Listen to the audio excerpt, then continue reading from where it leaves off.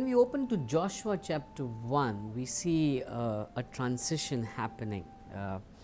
Moses is dead, and the people of Israel are mourning. Joshua is mourning. When the people of Israel and Joshua looked up to Moses as a great leader, a great man of God, and now this great man is no more. Their whole hope, their future looks to be dead at that moment. Everything is sinking at that very moment. And that's maybe what happens to us when we look up to somebody to direct our path, or when we look up to somebody to lead us, to guide us, to impart into our lives, and things don't happen as per what we hoped for. Maybe they died, or maybe they left the country, or maybe you've moved on, and then we begin to struggle thinking what's going to happen next. But I want to tell you, people may come and go. Great men of God will come, live their lives, fulfill and do what God tells them to do, and move on, or maybe pass away to the next world. But God is still there. God is still alive. God is still in control. And that's what we need to have our focus, our hearts fixed on God rather than on man. Joshua chapter 1 verse 1 onwards, it reads, "After the death of Moses, the servant of the Lord said to Joshua, the son of Nun, Moses' assistant, Moses my servant," verse 2, "Moses my servant is dead.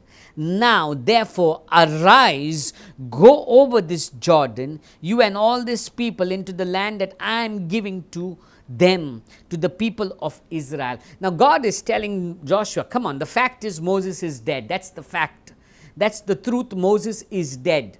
Okay, now you need to rise. Don't sit with it. Don't grumble, don't moan, because I am still alive. I am still in control. Moses is dead, but I am still there. I am still the God. I am alive. That's what I want to tell you today. God is alive. No matter many people may come and go in your life, but I want to tell you, you don't need to sulk. You don't need to moan. Who's going to direct you? Who's going to lead you? Because God is still alive. If you look into Joshua's life, Joshua was the assistant of Moses, or in simpler words, Joshua was the servant of Moses. He was serving Moses. He was in a lower position. But God, when Moses moved on, when Moses died, God picked Joshua up and told him, now it's time for you to lead these people. He says, let's read verse 2 again. Okay, he says, "Moses my servant is dead. Now therefore arise, go over to the Jordan, you and all these people, into the land that I am giving you." It was not Moses giving the people the land. It was not Moses that was going to fulfill the promise. It was God who was going to fulfill the promise. And that's exactly what you need to know, that it is God who fulfills. It is God who leads. And further he says, "I am giving to them, to the people of Israel, every place that the sole of your foot will tread upon, I have given to you." And then a very important part, just as I promised to Moses. What I promised Moses, that's what I'm going to be doing to you. I want to tell you today, God is alive. You just need to be connected to him. Joshua would sit in the presence of God. Even when Moses would move out of the tent of meeting where he would meet with God and move on to do his normal jobs, Joshua would be sitting waiting upon God. Joshua's heart was fixed on God. Though he loved Moses, though he served Moses, though they looked upon Moses, but because Joshua had a deep, intimate walk with God, we see God dealing with Joshua, God telling Joshua, it's time to rise. Today I'm speaking to somebody who's watching us right now.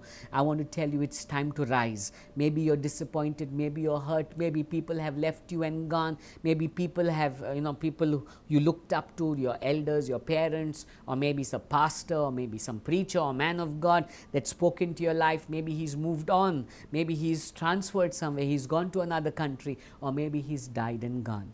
But I want to tell you, God is still alive, and he's sitting on the throne, and he will fulfill what he has promised in your life.